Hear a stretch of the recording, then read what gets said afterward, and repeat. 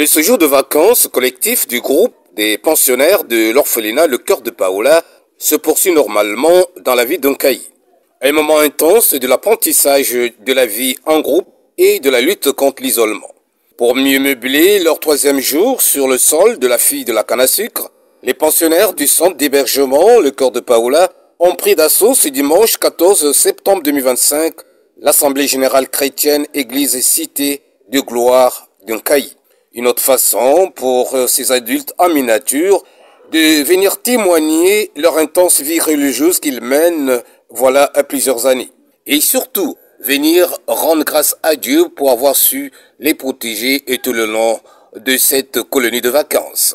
C'est dans un silence de cathédrale qu'ils ont d'ailleurs suivi religieusement la prédication du pasteur Joseph Bungu, lequel a martelé à travers des versets bibliques sur la marche chrétienne qui doit être dominée par des sacrifices quels que soient les obstacles rencontrés dans la vie. Et cette persévérance permet au peuple de Dieu de vaincre là où on s'y attend le moins.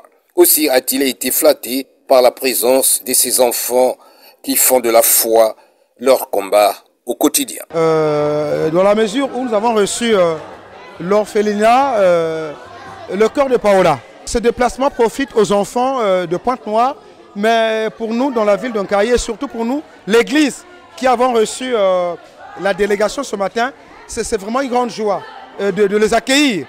Parce que l'œuvre que vous accomplissez, ce n'est pas dans la chair, mais je crois que c'est une recommandation du Christ. Parce que la Bible dit que Jésus-Christ est le Père des orphelins. Et l'œuvre que Christ a commencée sur terre, Christ n'est plus. Mais vous êtes en train de poursuivre cette œuvre-là. Parce que Jésus a besoin des orphelins.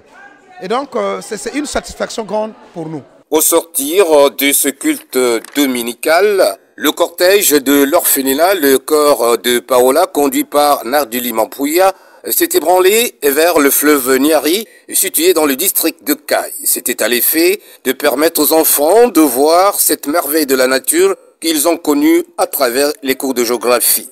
Aussi, cette découverte a rafraîchi au mieux la mémoire collective de ces touristes en miniature.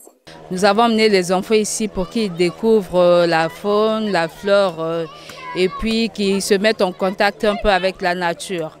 Déjà, comme nous avons eu des enfants qui sont déjà passés par la classe de CM2, ils ont eu à apprendre cela, mais après, apprendre et voir par eux-mêmes, c'est deux choses différentes. Il nous a fallu qu'on les emmène ici pour qu'ils viennent voir le fleuve du Niari dont ils ont entendu parler au cours des leçons. Gageons de dire que cette colonie de vacances, qui jusque-là se passe sans incident, reste une véritable école d'ouverture d'esprit pour ces jeunes pensionnaires dont l'âge aussi entre 6 et 18 ans.